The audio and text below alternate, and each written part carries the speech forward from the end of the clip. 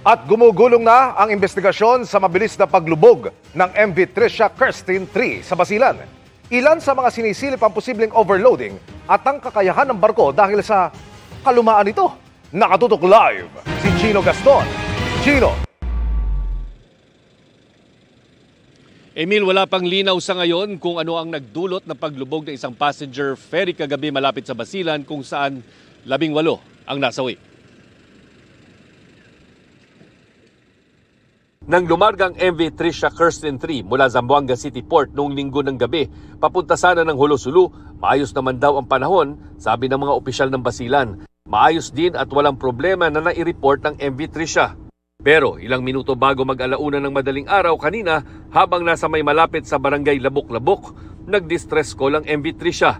Sa report na nakuha ng PCG at ni Basilan Governor Mujib Hataman, tumagilid daw ang barko saka pinasukan ng tubig.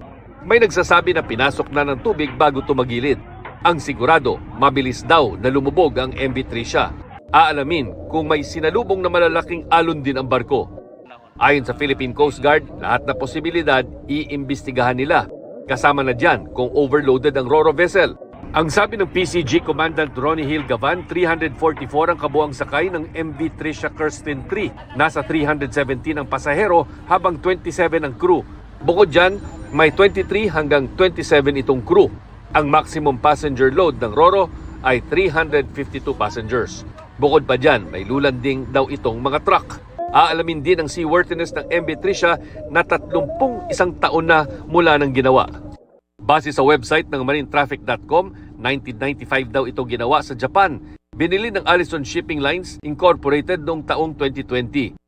Sa huling tala ng Coast Guard, 316 sasakay ng barko na ang nailigtas. 18 na ang patay habang 10 ang nawawala, kabilang ang kapitan ng barko.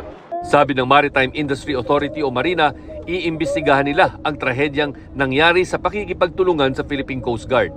Batay sa paunang impormasyon, naglayag daw ang MV Tricia sa pinahintulutang kapasidad ng RoRo.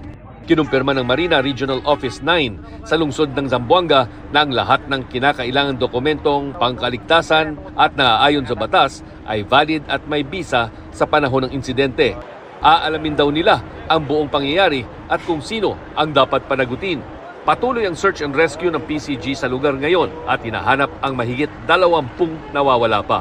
We use naman a systematic base of search and rescue approach. Kasama po yun yung pag-compute ng current sa area na yan.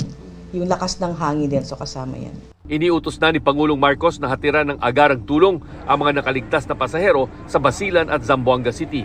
Ang DSWD po ay inutusan na po ng Pangulo para po mabigyan ng karampatang tulong ang ating mga kababayan na naapektuhan po nito at nabiktima po sa nasabing incident.